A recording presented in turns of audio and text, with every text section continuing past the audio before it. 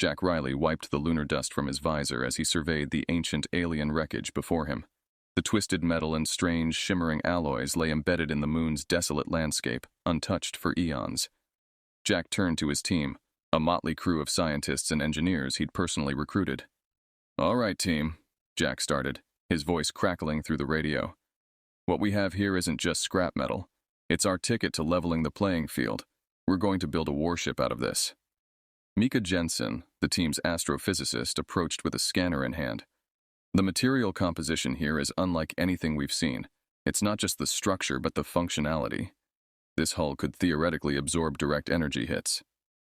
Tomas Alvarez, a gruff mechanical engineer, knocked on the alien metal, listening to the hollow sound it returned. "Sounds sturdy, but turning this into something that flies and fights, that's going to take some serious engineering magic." Jack smiled beneath his helmet. "That's why you're here, Thomas. If I wanted easy, I would have stayed back on Earth." The team set up their base camp in the shadow of the wreckage.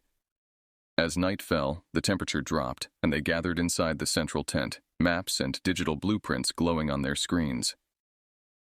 "We need to think about propulsion and weapon systems," Jack said, pointing to the schematics. "Mika, any chance some of this alien tech can be reverse-engineered for that?" Mika nodded, scrolling through her data. "There are signs of advanced propulsion mechanisms, beyond our current capabilities, but I think I can figure it out with Hana's help." Hana Choi, the team's systems engineer, chimed in. "Let's salvage what we can and start prototyping. The sooner we test these systems, the better." As the discussion turned to weaponry, Leo Barnes, a former military strategist who'd found new purpose with Jack's crew, laid out his thoughts. "We don't just need big guns. Whatever we build, it needs to outsmart anything we're up against. We need to think defense as much as offense." Tomas grunted in agreement. "So, adaptive shielding? Use their own energy against them?" "Exactly," Leo confirmed, tapping on the holographic display to bring up a field of potential designs. "If these materials can store and redirect energy, we could essentially create a reactive armor system." Jack surveyed his team, their faces illuminated by the soft blue light of the display. "We have the skills and now the materials. We're going to build something the likes of which the galaxy has never seen. But it's not just about the hardware, it's about what it represents. This ship will be a declaration of humanity's place in the cosmos. We're not just survivors, we're contenders." The team nodded, a sense of shared purpose binding them together. "Let's get to work," Jack concluded, "and turn this alien graveyard into the heart of our new warship." As the team dispersed to their respective tasks, Jack stayed back, looking over the alien wreckage bathed in the cold lunar light. This was more than a project, it was a statement. Humanity was about to change the rules of the game. Inside the makeshift command center, the hum of activity buzzed like an eager heart as Jack Riley oversaw the transformation of alien remnants into the skeleton of a warship. Despite the weight of their task, an infectious enthusiasm spread among the crew. Jack, hands on his hips, watched as teams worked in tandem, a dance of sparks and technology. Tomas Alvarez, wielding a welder, fused alien alloy with human steel. His helmet visor up, he shouted over the din to Leo Barnes, who was examining a newly installed panel. "Leo, check the calibration on this. We need the shielding aligned perfectly if it's going to work." Leo, notepad in hand, made meticulous notes before responding. "You've set it up well, Tomas. Let's power it up and see if theory holds in practice." Meanwhile, Mika Jensen and Hana Choi were deep in the guts of the propulsion system, their figures illuminated by the soft glow of bioluminescent circuitry.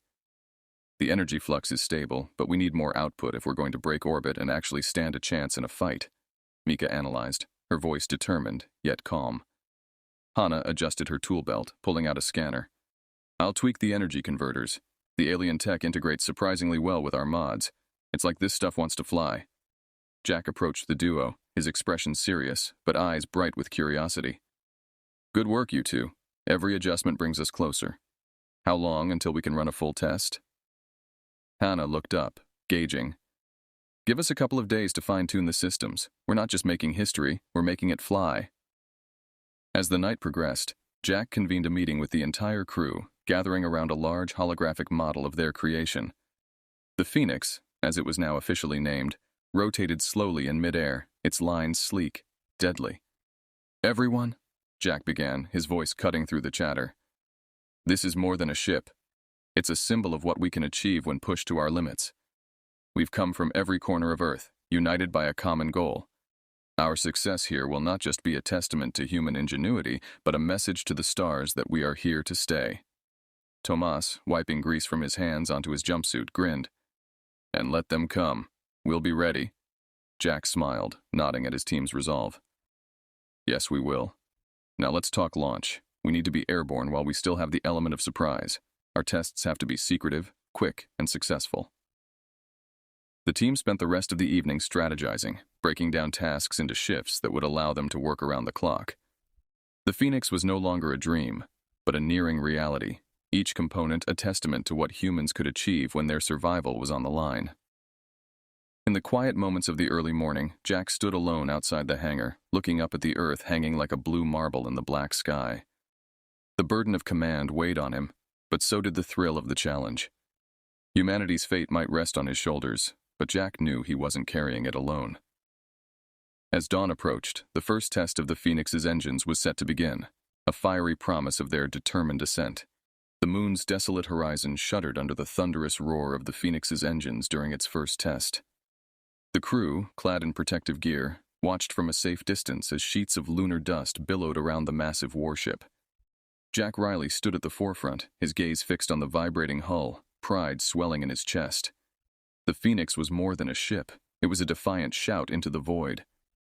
Energy levels are holding stable, Jack, Mika Jensen relayed through the comms, her voice laced with excitement.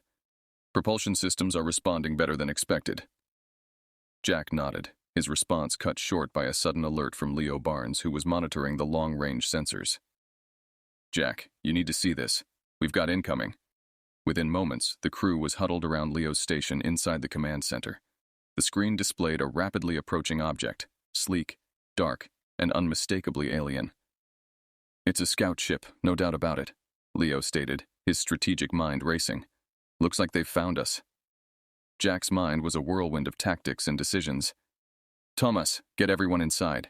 Mika, keep those engines running. We may need to make a quick getaway. As the alien craft descended, its design was unlike anything humans had mastered. Fluid, with surfaces that shimmered, reflecting the stark moonlight. It landed several hundred meters from the Phoenix, stirring a cloud of gray dust. The crew watched tensely as a hatch opened and a figure emerged. It was tall, slender, and covered in iridescent scales that glittered like a million tiny stars. The alien walked towards them, its movements graceful yet imposing. Jack stepped forward, his heart pounding but his voice steady. I am Jack Riley, commander of this vessel. You are on human territory. State your purpose. The alien paused, studying Jack with deep, luminescent eyes. After a moment, it spoke, its voice a strange harmony of sounds. I am Zarell of the Zarquil. We detected an unauthorized activation of technology that once belonged to us. Explain yourselves. Jack took a breath, aware that his next words could tip the scales towards peace or war. We've repurposed what we found here to defend ourselves. We seek no conflict, but will not shy away from one if pressed. Zarell tilted its head, considering. Your species is resilient, primitive yet cunning. We underestimated you humans. We will report this back to our command. Do not think this is the end. As the Zarquil departed, the crew let out a collective breath. Jack turned to his team, his face set with resolve. This changes everything. We're not just building a ship, we're preparing for a possible confrontation. We need to accelerate our plans. The Phoenix, now not only a vessel, but a beacon of human determination, stood ready on the lunar surface, its silhouette a stark contrast against the Earth rising in the distance. Jack knew the real work was about to begin, the kind that would test the very metal they had so fervently forged. Back on the Zarquil home planet, Zarell reported the human developments to the High Command, presenting detailed scans of the Phoenix. In the vast, echoing chamber, leaders of the Zarquil civilization gathered, their expressions ranging from disbelief to concern as they viewed the images of the human-engineered warship. The humans have not only salvaged, but substantially enhanced a derelict scout ship of ours, Zarell explained, its voice echoing in the cold, metallic room. They've integrated technologies we abandoned centuries ago, creating a hybrid that could potentially rival some of our own vessels. Commander Traz, a high-ranking military official, bristled at the report. This is an affront. A primitive species wielding our technology is unacceptable. We must crush this rebellion before it begins. Another leader, Scholar Fez, known for her strategic mind, raised a hand for calm. Consider, Traz, the implications of their ingenuity. They were supposed to be a subdued species, yet they rise with such audacity. There is much we could learn from observing them further. Traz scoffed, his scales shimmering with irritation. Observe? We should be planning their immediate eradication. They are insects claiming to dance with the gods. Zarell, ever the diplomat, interjected. Perhaps a middle path could be forged. We should prepare to strike, but also probe their capabilities. Underestimating them further could be a strategic misstep. The High Command agreed, and a plan was set into motion. A covert operative team would be dispatched to the moon to gather intelligence on the Phoenix and its capabilities, providing the Zarquil with a clearer understanding of the threat. Meanwhile, on the moon, Jack and his team were unaware of the Zarquil's deliberations, but not of their potential return. Preparations were in full swing, with every crew member pushing their limits. The Phoenix's weaponry systems were being fine-tuned by Leo and Tomas, who were installing the last of the energy cannons. Make sure those conduits are properly shielded, Leo directed, overseeing the integration of Zarquil energy patterns with human technology. We don't want our own weapons to be the end of us. Thomas, elbows deep in circuitry, nodded. No worries, Leo.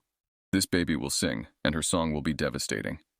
Jack, observing the progress, was pulled aside by Mika, who carried a holographic tablet displaying new data. Jack, the energy signature of this ship is going to be massive. It's likely the Zarquil will detect it even from a distance. We need a strategy to handle that.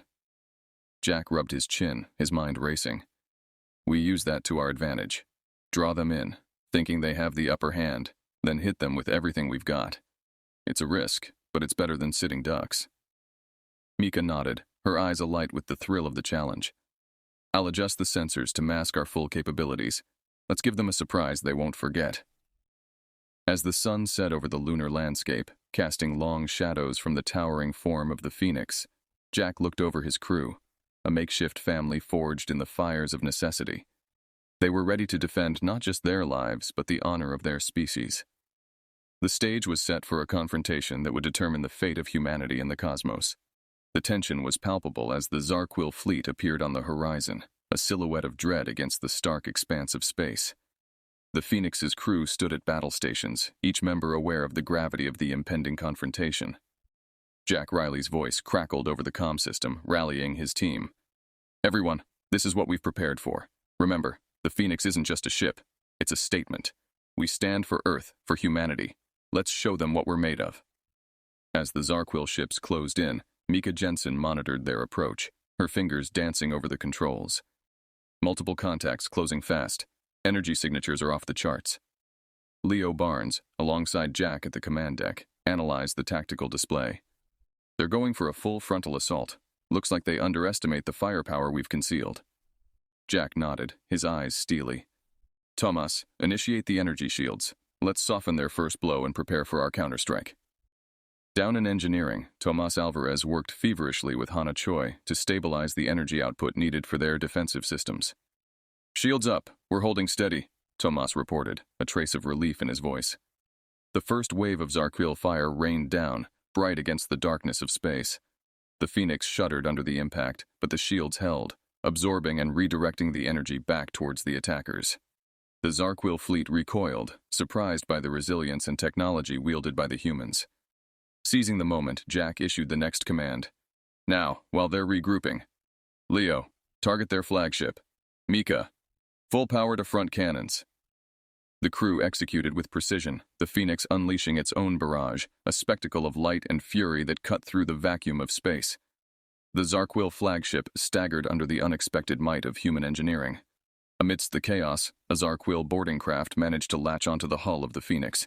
Jack's face hardened as he addressed his security team. We have boarders, repel them at all costs. Armed and ready, a squad led by Leo rushed to confront the alien invaders. The corridors of the Phoenix became battlegrounds, the air echoing with the sounds of combat. Human determination met Zarquil ferocity head-on. In the midst of the firefight, Jack kept his focus on the larger battle. Each report from his crew fueled the next phase of their strategy. Mika, adjust our trajectory. Let's give them a full broadside. With a daring maneuver, the Phoenix pivoted, its side cannons unleashing a devastating volley. Several Zarquil vessels were caught in the onslaught, their shields faltering under the intense barrage. As dust and debris settled around the moon, the tide began to turn. The Zarquil, disoriented and demoralized by the ferocity and ingenuity of the human resistance, started to withdraw, their formations breaking. Jack allowed himself a brief smile. "Keep pressing, everyone. This is our moment." The battle raged on, but with each passing minute, human courage and cunning carved out a legend meant to be told across the stars, a testament to what humanity could achieve when cornered but undaunted. The Phoenix, battered but unbowed, stood as a beacon of that indomitable spirit, ready to defend its home against any who dared challenge it. As the remnants of the Zarquil fleet regrouped for another assault, the crew of the Phoenix leveraged the brief respite to fortify their defenses and repair critical systems. Jack Riley paced the command center, his mind racing with strategies and contingencies. "Mika, what's our status on the propulsion systems?" Jack inquired, his voice echoing slightly in the tense atmosphere of the bridge. "They're holding up, but it's a patchwork fix at best," Mika responded, her eyes glued to the monitoring screens. "We can maneuver, but I wouldn't count on outrunning them if they come at us full force again." Jack nodded, processing the information. "Understood. Let's focus on using what we have to our advantage. Tomas, how are the energy shields?" "Better than expected, Jack," Tomas replied from engineering, a hint of pride in his voice. "The alien tech integration is paying off. We can absorb a bit more, but let's not get cocky." Jack turned to Leo, who was coordinating their defensive tactics. "Plan out our firing sequences. We can't go toe-to-toe with them indefinitely. We need to hit hard and fast, use our agility to keep them off balance." Leo adjusted the tactical display, marking potential weak points in the Zarquil formation. "If we can break their line here and here, we can disrupt their coordination and take out their command ship." As the Zarquil forces approached for a second wave, the tension aboard the Phoenix spiked. The crew braced themselves, ready to test the mettle of their ship and their own resolve. With a calm command, Jack ordered the engagement. The battle resumed with ferocity, the Phoenix weaving through enemy fire, its cannons responding in kind. Each hit on the Zarquil ships was a cheer echoed through the hull of the Phoenix, each miss a collective breath held. In the heart of the conflict, an opportunity arose. A Zarquil destroyer, damaged in the fray, drifted too close to the Phoenix's firing range. Seizing the moment, Jack directed a concentrated barrage. "Focus all fire on that destroyer. Bring it down," Jack commanded, pointing to the target on the display. The crew complied with precision, and the destroyer erupted in a brilliant explosion of light and debris, its destruction sending a clear message to the Zarquil fleet. The human ship was not just surviving, it was asserting its might. "Watch their movements," Leo advised, his eyes tracking the scattering Zarquil ships. "They're shaken. Let's keep up the pressure." Encouraged by their success, the Phoenix pressed the attack. Maneuvering with surprising agility, it exploited gaps in the Zarquil defenses, dispatching enemy ships with strategic precision. As the battle drew on, the Zarquil resolve waned. Their initial confidence shattered by the ingenuity and tenacity of the human crew, they began to retreat, their movements disorganized, their attacks less coordinated. Jack stood firm in the command center, watching as the enemy faltered. "Maintain our stance. Secure the perimeter around the moon. We're not just defending, we're setting the rules of engagement." The Zarquil, realizing the futility of their efforts, finally withdrew, leaving behind the debris of their ambition. The Phoenix, scarred but sovereign, remained vigilant, its crew exhausted but exhilarated. In the aftermath, as the crew assessed the damage and began repairs, there was a profound sense of achievement. They had not only survived, they had triumphed in a trial by fire that proved humanity was a force to be reckoned with. In the aftermath of their unexpected victory, the crew of the Phoenix felt a surge of optimism. Jack Riley, ever vigilant, knew that this triumph was only the beginning of a larger conflict. With the Zarquil momentarily pushed back, it was crucial to capitalize on this momentum. "Team, we've shown them that we're not to be underestimated," Jack addressed his crew, who gathered around the holographic map in the war room. "But we need to keep moving forward. Our next step is to take the fight to them before they have a chance to regroup." Leo Barnes stepped forward, toggling through reconnaissance images. "We've located a series of Zarquil outposts along the asteroid belt. Striking these can disrupt their supply lines and give us a strategic advantage." Mika Jensen chimed in, her eyes scanning the star charts. "We've also detected a pattern in their patrols. If we can intercept one of their convoys, we can cut off reinforcements and gain some much-needed resources." Jack nodded, impressed with the initiative. Excellent work. Tomas, how long until the Phoenix is battle-ready again? Tomas Alvarez, covered in grease and with a wrench in hand, replied, Give us a day. We'll patch her up, maybe even squeeze out some extra juice from the engines. She'll be ready, Captain. With the ship undergoing rapid repairs, Jack orchestrated a bold plan. The Phoenix would lead a fleet of newly retrofitted ships, each equipped with salvaged Zarquil technology, against the enemy outposts. This makeshift armada, a symbol of Earth's resilience and newfound aggression, set course towards the asteroid belt. As they approached the first outpost, the tension aboard the Phoenix was palpable. Hana Choi, overseeing the weapon systems, reported, All systems are green, energy levels are optimal. The battle began with a swift, coordinated strike. The Phoenix led the charge, its cannons blazing. The Zarquil outpost, caught off guard, scrambled to mount a defense, but the precision of the human attack left them floundering. Jack, observing the skirmish, commanded, Keep the pressure. Focus fire on their main defenses. We need to break them now. Under his guidance, the human fleet decimated the outpost, securing a critical victory. As the debris settled, the captured Zarquil resources were quickly assimilated, bolstering their capabilities. Emboldened, the human fleet moved to intercept the Zarquil convoy. The engagement was fierce, the stakes high, as both sides knew the importance of the convoy. The Phoenix maneuvered through enemy fire, disrupting the Zarquil formation and isolating their ships. The convoy was overrun, its resources seized by the humans. Among the captured materials were advanced Zarquil weapons and critical data on their military deployments. Jack reviewed the data with his officers, his mind already on the next move. We've got them on the back foot now, Jack mused, the map of Zarquil territories laid out before him. We push forward, take out their main fleet assembly area, we cripple them there, and we might just end this war. As the Phoenix and its fleet prepared for the next phase, a deep sense of unity and purpose united the crew. They were no longer just survivors, but a formidable force, a true interstellar navy, ready to challenge the Zarquil for dominance in the galaxy. Each victory not only defended Earth, but also paved the way for humanity's ascent as a power among the stars.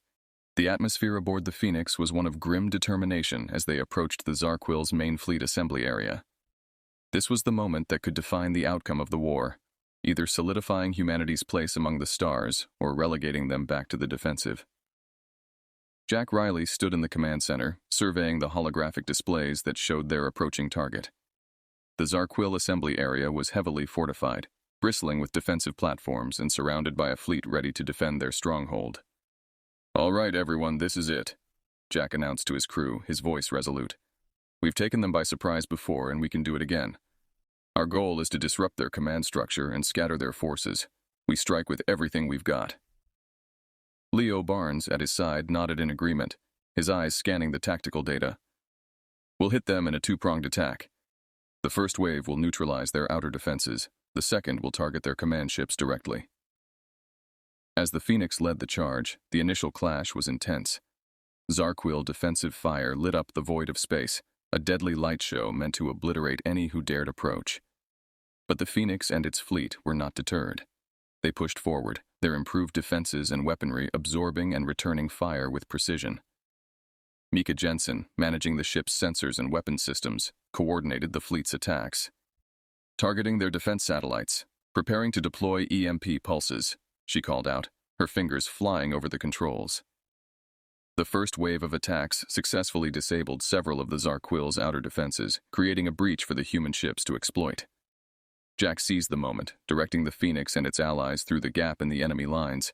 Move fast, hit hard, and don't let up, Jack instructed as they penetrated the Zarquil formations. The Phoenix unleashed a barrage of fire on a Zarquil command ship, its shields flickering under the onslaught.